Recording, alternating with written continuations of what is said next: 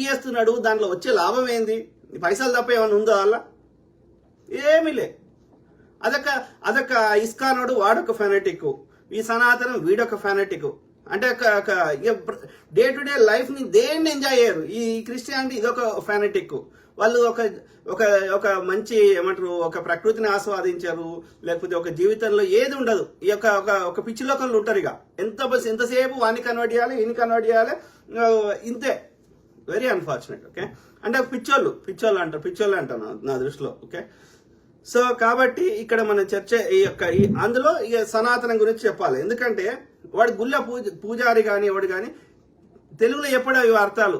తెలుగులో చెప్పిండు అనుకో ఎవడు గుడిపోడు. అందుకని మనకు అర్థం కాని సంస్కృతంలో చెప్తాడు.